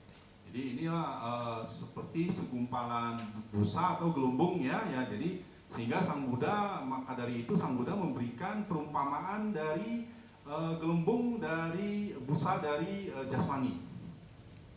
He says in the Dhammapada, one should realize that this body is like a form and comprehend its mirage-like nature. Jadi di dalam Dhammapada ya, Sang Buddha menyatakan seseorang seharusnya menyadari jasmani ini seperti gelembung ya, dan memahaminya sebagai fata morgana atau hayalan gitu ya, yang sifatnya yang seperti hayalan. And he further says in Samyutta Nikaya, a lump of form appears to be hollow, empty, insubstantial. Nah, kemudian selanjutnya dalam Samyutta Nikaya ya, segumpalan busa ini tampaknya menjadi hampa atau rongga ya, kemudian kosong ya, dan tanpa inti. For what permanent substance could there be in a lump of form? Jadi inti apa yang kekal ya, yang bisa ada dalam segumpalan busa? So too, when one carefully investigates the body, it appears to be hollow, empty, insubstantial. Jadi makanya ketika seseorang dengan hati-hati menyelidiki jasmani ini ya, dia akan tampak sebagai hampa ya, kosong dan tanpa inti. For what permanent substance could be there in the body? Dan ada inti apa yang kekal ya, yang ada di dalam jasmani? So therefore now our body is not compact, it's not continuous all the time, cells die, new arise and so forth, and it's not permanent because like a form, it's called. It all the time like bubbles, they break, new bubbles arise, other bubbles break, and all the time these cells like bubbles. Our body is like a bubbles which arise and break, and new bubbles arise and so forth. Jadi jasmani ini sebenarnya bukan padat ya, itu seperti gelembung ya, yang muncul dan pecah, muncul dan pecah. Jadi sel-sel itu seperti gelembung yang muncul dan pecah terus-menerus. We should also know that even the bones, which outwardly appear so firm, solid and strong, consist inwardly of spongy bone tissue, which is an open cell porous network composed of several types of cells. Kita juga harus tahu ya, bahkan tulang-tulang kita yang dari luar tampaknya seperti kokoh ya, seperti padat dan kuat, ini di dalamnya terdiri dari jaringan-jaringan tulang yang seperti busa gitu ya, yang mana adalah sel-sel terbuka, jaringan pori-pori sel yang terbuka ya, yang terdiri dari beberapa jenis sel. So therefore now if we see our bones under microscope, then we can see it like a sponge. Jadi makanya kalau kita melihat tulang kita dalam mikroskop itu seperti busa. They are void of any permanent substance. Ini tidak ada zat atau inti yang permanen. So now if we go back to our body, you can see that more than half our body is not human. Kalau lebih kita perhatikan jasmani lagi ya, ini lebih dari setengah badan kita ini bukan yang manusia gitu. Human cells make up only 73% of the body's total cell count. Jadi sel-sel manusia ini ya terdiri dari hanya membentuk ya, sel-sel manusia ini hanya membentuk 43% ya dari keseluruhan sel tubuh ini. Jadi sel tubuh ini ya 43%-nya saja yang merupakan sel-sel manusia. What is the rest? Jadi apa sisanya? The rest 57% are microscopic colonists such as bacteria, viruses and fungi, mainly in the digestive tract. Jadi kan tadi 43% yang sel manusia ya, sisa 57%-nya ini adalah bakteri-bakteri ya, yang mikroskopis ya, virus dan jamur ya, yang terutamanya ada dalam sistem pencernaan. Therefore, 57% of our body is not ours.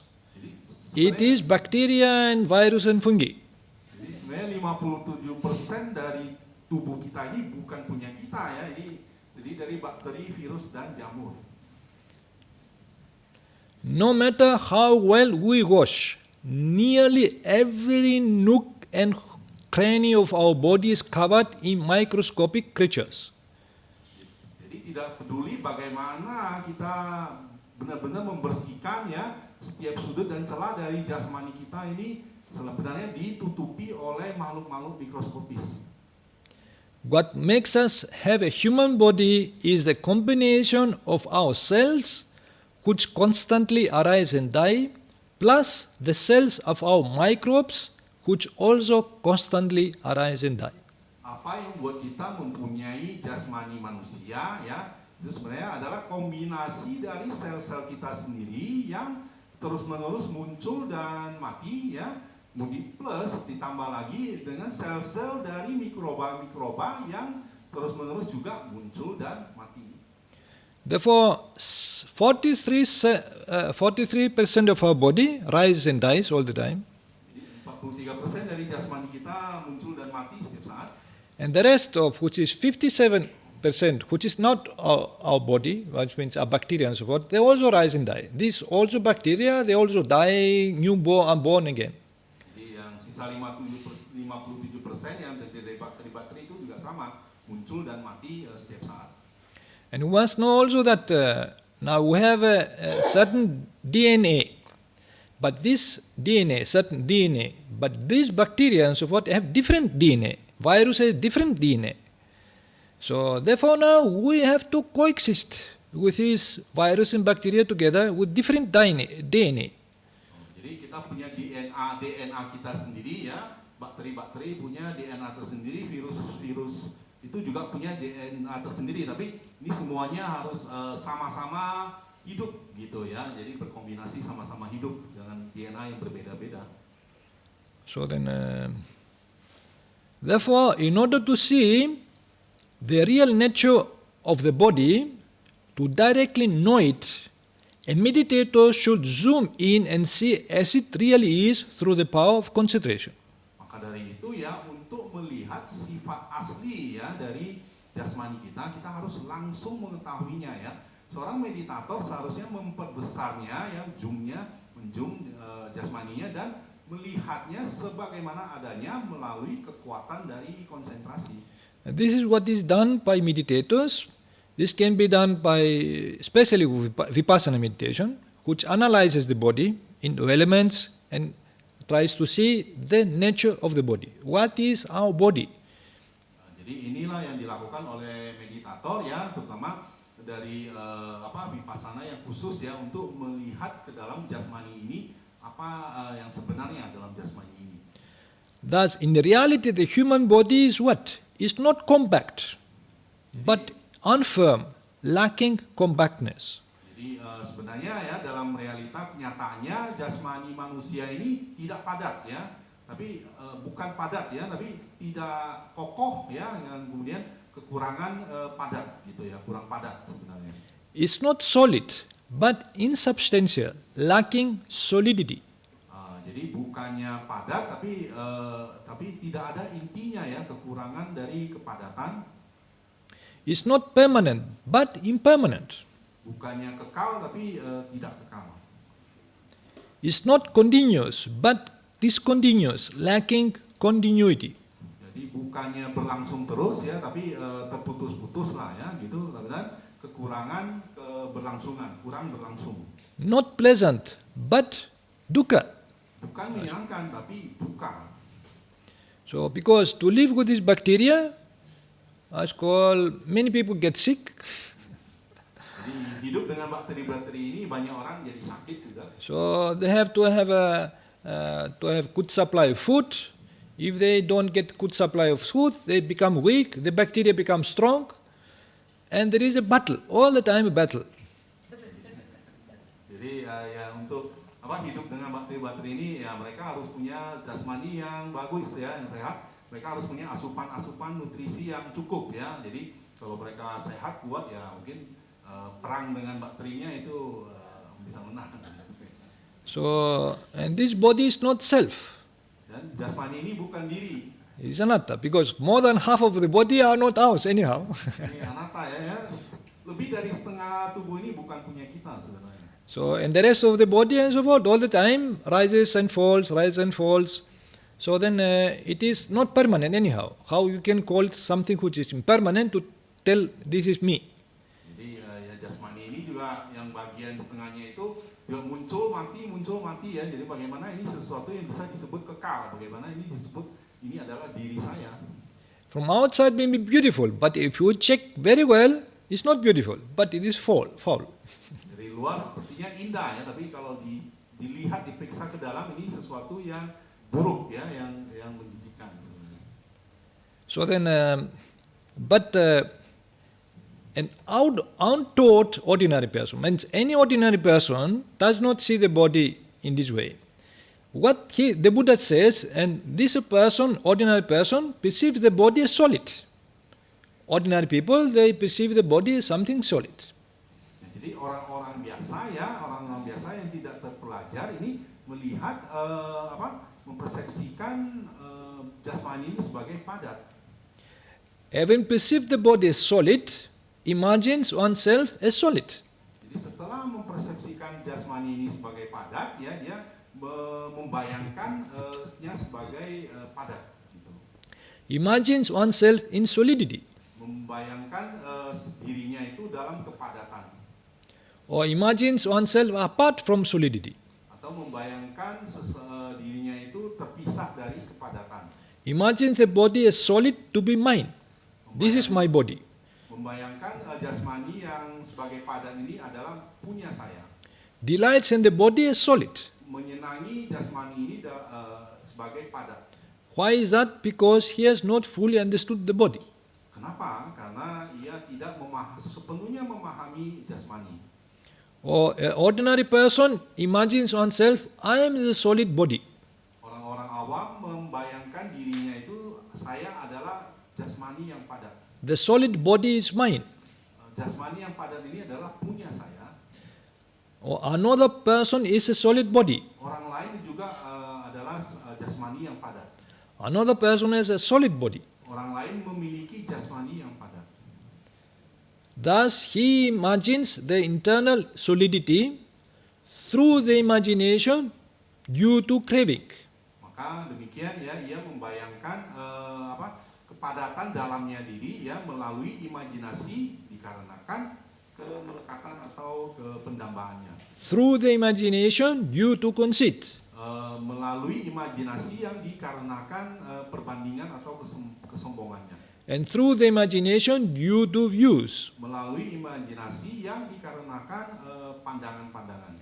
Which means personality or identity views. Jadi pandangan-pandangan diri atau pandangan tentang identitas diri. Therefore, people, they identify themselves with the body. There is identity view about the body. Ordinary people, they identify themselves with the body. This is my body, this is myself, this I am. Jadi orang-orang biasa itu mengenali dirinya sebagai jasmaninya. Inilah jasmani saya, inilah saya, ini jasmani saya. So, an ordinary person, therefore, arouses desire and lust for the head hairs, so forth. Orang-orang biasa juga membangkitkan keinginan dan nafsu untuk rambut-rambut dari kepala dan sebagainya. Now the head hairs, the nails, the skin, and relishes them, delights in them, welcomes them, and remains halting on them. Jadi ia membangkitkan keinginan dan nafsu untuk misalnya rambut-rambut, ya menyenangi mereka, ya kemudian menyambutnya, ya dan tetap bertahan memegangnya. And also for the body hairs, the nails, the teeth, the skin, the shape of the body, on any other stimulating object. Dan juga demikian terjadi pada bulu-bulu tubuh ya, kemudian kuku, gigi ya, kulit dan bentuk dari jasmani atau ada objek-objek lain yang merangsang. So thus he imagines the internal solidity through the imagination due to craving. Maka demikianlah ya, ia membayangkan kepadatan dalam dirinya melalui imajinasi yang dikarenakan pendambaan.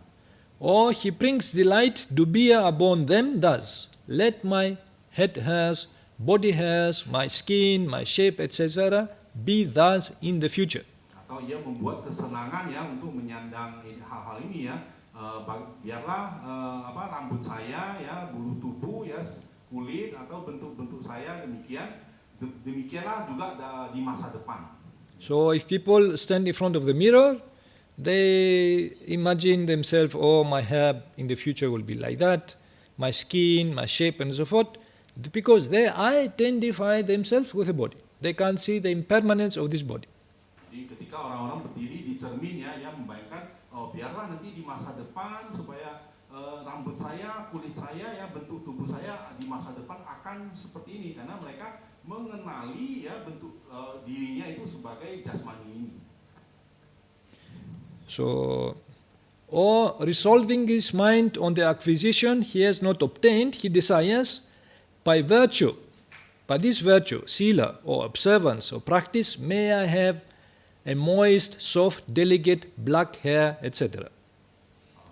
Kemudian atau ia menetapkan dalam pikirannya ya supaya dia bisa memperoleh ya apa yang perlu dia peroleh ya, dia menginginkan biarlah dengan kebajikan ya atau dengan praktek ini ya atau dengan kepatuhan ini saya akan memperoleh rambut hitam ya yang lembut, yang lembab ya, yang halus. In this way, he imagines the internal solidity through the imagination due to craving. Dalam hal inilah ia membayangkan kepadatan dalam dirinya itu melalui imajinasi ya yang dikarenakan oleh pendambaan. Again, on account of the beauty or ugliness of his own head hairs, body shape, etc., he arouses conceit. I am superior than others, or I am equal with others, or I am inferior. Nah, kemudian lagi ya, dikarenakan oleh keindahan atau keburukan dari misalnya rambutnya ya, atau bentuk tubuhnya, ia membangkitkan kesombongan ya, yaitu timbul saya lebih unggul ya, atau saya sama setara ya, atau saya lebih rendah. So therefore now this conceit arises if people they compare the bodies with the body of others. Now if a person is more beautiful than others, he thinks I am superior. If he is more ugly, he thinks I am inferior. Therefore they compare the bodies because they identify themselves with the body and they starting comparing their body with others. In that way now if they are superior, as called more beautiful, more good looking, they arouse a kind of conceit. I am superior than others. So if they are not, they have the ugly hair or ugly skin and so forth, they have the kind of inferiority complex. Therefore, why this happened? Because they identify themselves with the body. Jadi misalnya kita membandingkan ya jasmani kita itu lebih indah dari orang lain ya, maka timbullah kesombongan ini. Oh saya lebih unggul dari orang lain itu ya. Tapi saya jasmaninya lebih buruk dari orang lain itu, maka timbul perbandingan bahwa saya lebih rendah dari orang tersebut. Hal ini terjadi karena orang-orang ini mengidentifikasi atau mengenali dirinya itu sebagai jasmani, maka timbullah kesombongan ini, timbullah perbandingan-perbandingan ini karena dia mengenali dirinya ya, mengidentifikasi dirinya itu sebagai jasmani.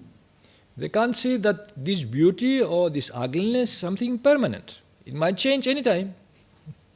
Mereka melihat keindahan atau keburukan ini sebagai sesuatu yang permanen ya, tapi sebenarnya ini sesuatu yang berubah setiap saat. Thus, he imagines the internal solidity through the imagination due to conceit. Jadi maka ia mengimajinasikan, membayangkan kepadatan dalam dirinya itu melalui imajinasi yang disebabkan oleh perbandingan ya, atau kesombongan. Then he adheres to the head hairs, etc., as the solid body to be his soul. Ya, kemudian ia melekat kepada rambut kepalanya dan sebagainya ya sebagai jasmani yang padat ya, menjadi jiwanya ini. This thinking, the soul and the body are the same. Kemudian berpikir, wah jiwa dan jasmani ini adalah sama. Because this body has life and so forth, we think this life is soul. Karena jasmani ini punya kehidupan, nah jadi kehidupan inilah jiwanya itu. oh, this head has the shape of the body and so forth, the solid body, mine, this I am, these are myself. Kemudian rambut-rambut kepala ini, ya bentuk badan ini, ya badan yang padat ini adalah punyaku. Ya. Inilah saya, ya inilah diri saya. So thus he imagines the internal solid body through the imagination due to views, that is personality or identity views. Kemudian ia membayangkan ya kepadatan dari jasmani yang di dalamnya itu melalui hayalan atau imajinasi ya yang dikarenakan pandangan ya. Apa itu pandangan? Yaitu kepribadian atau pandangan mengenai identitas dia. In this way, he imagines the internal solid body through the three kinds of imagination: craving, conceit, and view. Dalam cara ini ia membayangkan ya kepadatan dalam dirinya melalui tiga jenis imajinasi, yaitu pendambaan, ya perbandingan dan pandangan. In this way, we have given some examples how imagination can arise because of craving, desire, because of conceit, we imagine ourselves, and because of views, wrong views we have. Jadi sampai saat ini sudah dikasih contoh ya bagaimana imajinasi bisa muncul melalui pendambaan, bagaimana imajinasi bisa muncul melalui perbandingan dan melalui pandangan. And this is because we have the distorted perception of what is impermanent to see is permanent, something solid, which is not. Jadi ini karena kita punya persepsi yang menyimpang ya, bagaimana apa yang sesuatu yang tidak permanen, tidak kekal itu tidak sebagai yang kekal. That's why Vipassana meditation starts to see the impermanence of things. Jadi maka dari itu meditasi Vipassana dimulai dari melihat hal-hal itu yang tidak kekal. So this is how, if we see these things that are changing, all the time changing, there is no way we can identify with these objects around us. Jadi ini kita melihat bagaimana hal-hal itu setiap saat berubah terus ya, tidak bisa dikenali sebagai sesuatu yang ada terus.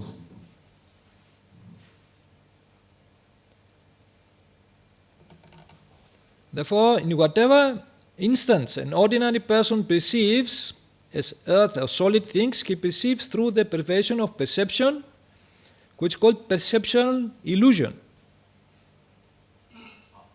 Jadi apa contoh-contoh apa saja ya dari orang-orang biasa mempersepsikannya sebagai padat ya, atau sebagai tanah atau padat, ia mempersepsikannya melalui penyimpangan dari persepsi ya, sebuah persepsi yang ilusi dari persepsi.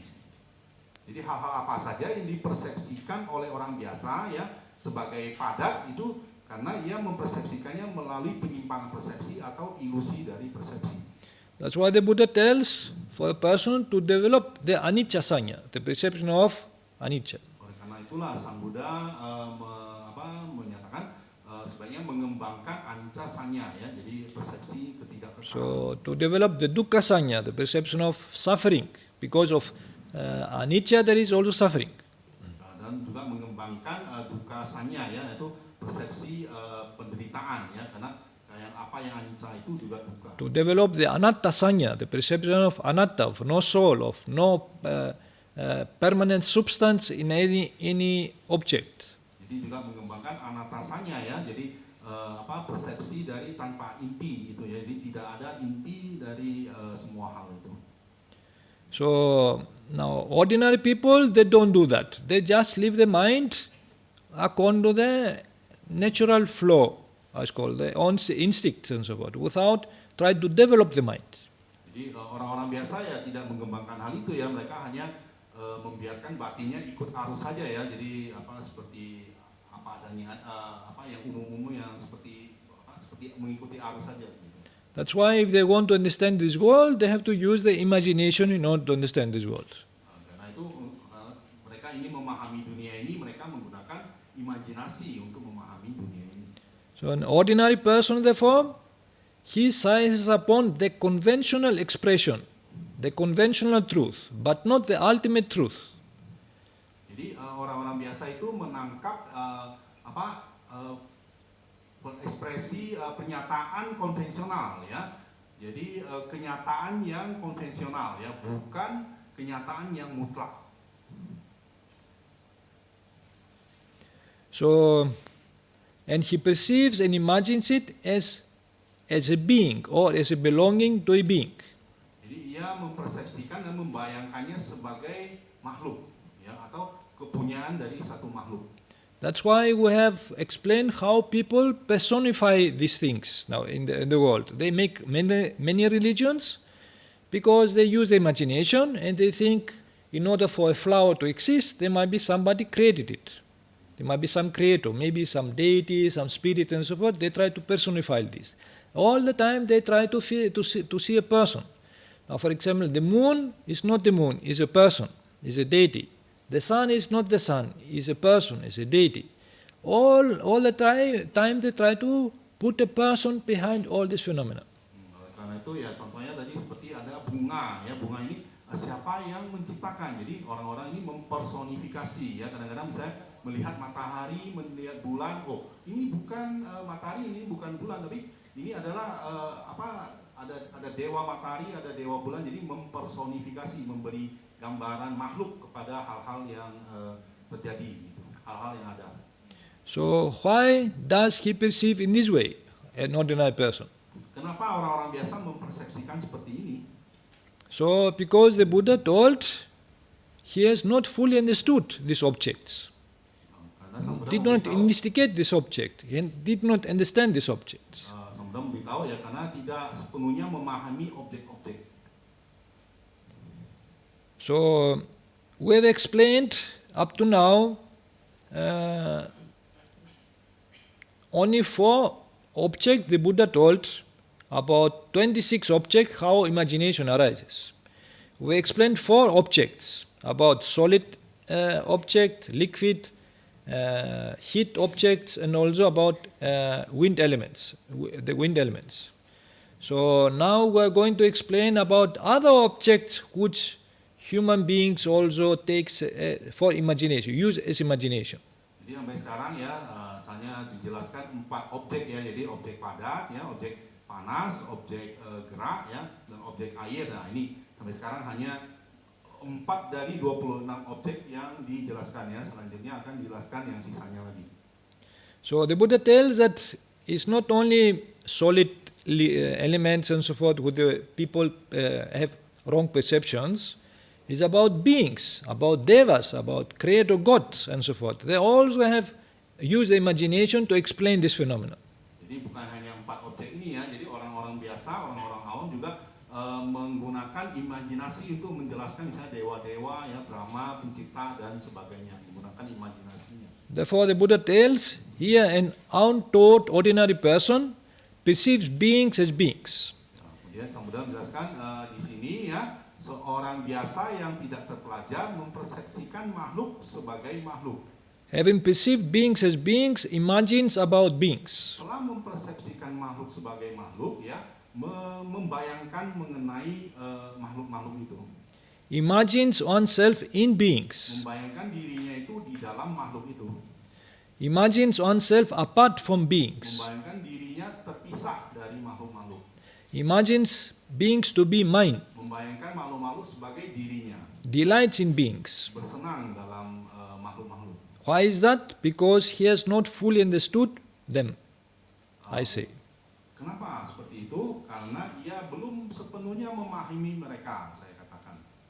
Now here the object is not about solid things, about liquid things and so what is about beings, perceiving, imagining, and lying in beings. Nah, di sini objeknya bukan lagi padat, cair dan sebagainya itu yang 4 tadi ya, tapi objeknya adalah mempersepsi, membayangkan dan menyenangi ya makhluk-makhluk. And we know beings can take different shapes, and different colors and so forth. Itu makhluk-makhluk itu bisa memiliki warna yang beda, rasa yang beda. Gitu ya. So many people delight in beings. Banyak orang bersenang dalam makhluk-makhluk. Now beings here signifies only living beings below the heaven of the four great kings, the lowest of the sense sphere heavens.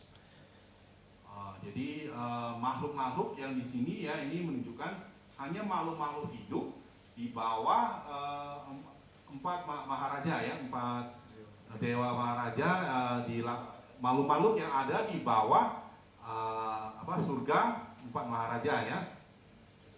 Satu Maharajika ya, yang terendah dari surga alam indra.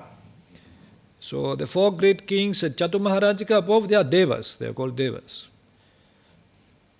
Yeah, so, okay, the rest is called, they are devas. If they are called the four great kings, Chatu Maharajika, and above they are called devas. Jadi yang di atas Chatu Maharajika ini disebut dewa. So therefore now people, if they see other beings, how they have been created, how many fish in the ocean? Oh, who created them? So how many snakes in the forest? Who created them? So how many ants? And so what? Who created them? How they come to be? So they try to find some explanation. And they have to use the imagination in order to explain them. About beings, how they appear, how they've been, who created them, and so forth. Jadi orang-orang misalnya melihat, oh betapa banyaknya ikan ya, betapa banyaknya semut-semut. Nah ini siapa yang menciptakannya gitu ya? Karena itu mereka menggunakan imajinasi ya untuk menjelaskannya.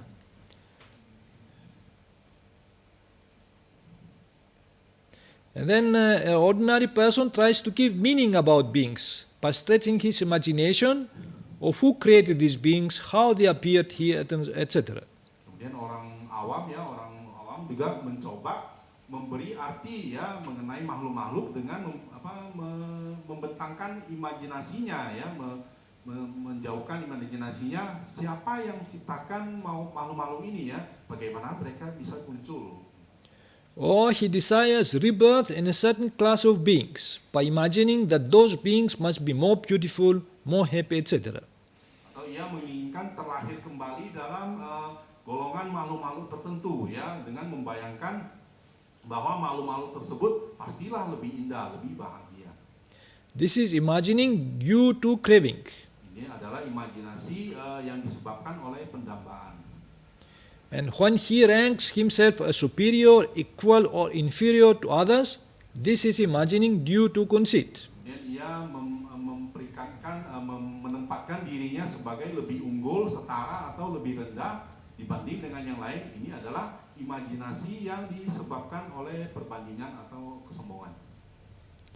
So human beings, they rank themselves superior than animals. So therefore now they kill them, and then they have the conceit, we are better off, and so forth. And they can do with these animals whatever they like.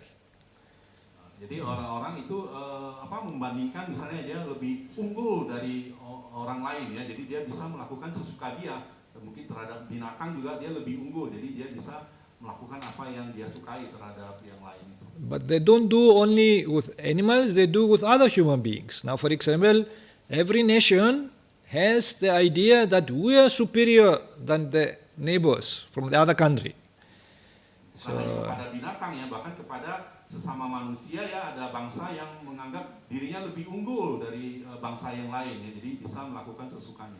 So therefore now children, they are raised with this national feeling that we are Indonesians, we must fight for Indonesia, like that. Or other people in Russians, that's called, for small children, they are raised with the idea we Russians are superior than others, Americans, we are superior than others, Chinese, superior than others. Therefore now this kind of conceit is there. And because beings, they imagine themselves to be like that. They use their own imagination. Okay? They can't see these things are impermanent. They are not permanent. They can't see the transcendence of this life. Therefore, they create this kind of imagination of conceit. This is called, this conceit arises due to imagination.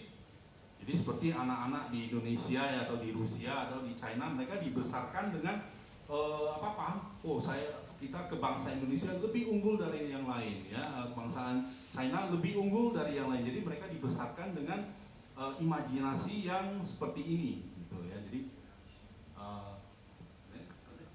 yes, now because of this, so they can't see that all these are impermanent. They change all the time. They generate a kind of conceit because they imagine themselves to be like that. I am superior than others. Jadi mereka karena dibesarkan seperti ini tidak bisa melihat ini sebagai sesuatu yang tidak kekal, gitu ya. Mereka memiliki kesombongan, ya, sebagai lebih superior dari yang lain. So because of this conceit, they fight wars also. Fight wars. Karena kesombongan inilah mereka saling berperang. So therefore now Germans, they had conceit that we are the Aryans, Arya race, and we should suppress others. And they try to kill other people who are not Aryans. Jadi seperti bangsa Jerman, ya, mereka punya kesombongan, ya, kita bangsa Arya, ya, lebih unggul dari yang lain. Mereka bisa boleh membunuh yang lain. So many nations, because of this conceit, so they try to buy as more weapons as possible to show how powerful they are. Jadi banyak bangsa-bangsa karena kesombongan inilah, ya, coba membeli banyak senjata-senjata, ya, untuk menunjukkan kekuatan mereka. So there is a competition, one country because of the other, one nation because of the other, because of this conceit.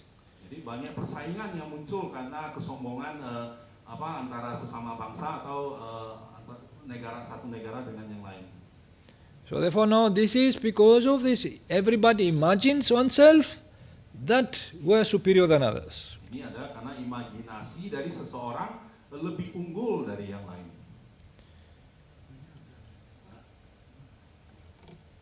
So that is the reason, because they can't see this impermanence of things. What is the time now? Is time passed or what? Time passed. Okay.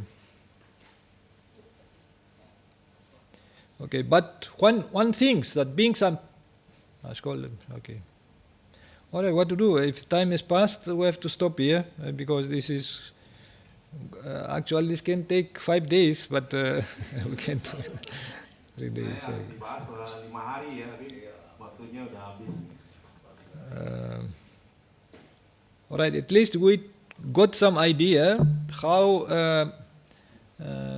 perception plays a big role in our life, and how if we have distorted perception, it's very easy to get distorted thoughts and also distorted views.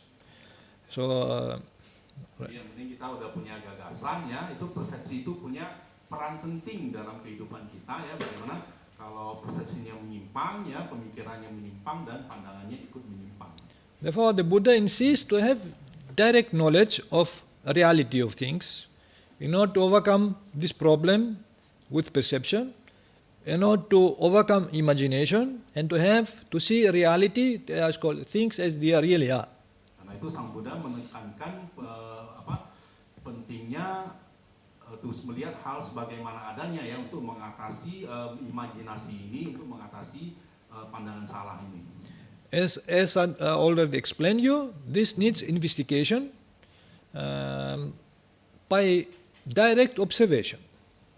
Jadi seperti dijelaskan tadi, ini butuh pengamatan langsung. So therefore, the Buddha's method is a scientific method, because if we want to understand an object, we have to observe it again to find its real nature. Jadi metode Sang Buddha adalah metode yang ilmiah, ya. Jadi kita mengalami lagi mengamatinya terus menerus, ya, pada suatu. So therefore, in other suttas, especially in Satipatthana Sutta, he gives a very methodic way, a systematic way how we can carry on this observation, to observe the body, to observe the mind, to observe the feelings, to observe mental phenomena in order to understand them. Jadi dalam sutta yang lain, seperti dalam Satipatthana Sutta, ya, Sang Buddha menunjukkan metode yang lain, ya, yang secara sistematis mengamati jasmani, mengamati pikiran, perasaan, ya, secara sistematis, ya. This is the same method which scientists use through observation, because everything what scientists discovered up to now, it is by systematic observation. Jadi ini juga metode yang digunakan oleh para ilmuwan, ya. Jadi apa yang ilmuwan temukan ya sekarang ini juga adalah satu metode yang sistematis. So to understand our body, we have to need to observe it again and again. To understand our mind, we have to observe it again and again. Imagination is not the means, is not the tool which can help us to understand the world. Jadi untuk memahami jasmani dan pikiran kita harus mengamatinya terus-menerus ya. Jadi imajinasi itu bukan cara yang baik untuk memahami dunia. Okay, because the time is past now, we have to stop, and the next section is to question and answer. Jadi, tentunya tanya jawab ya.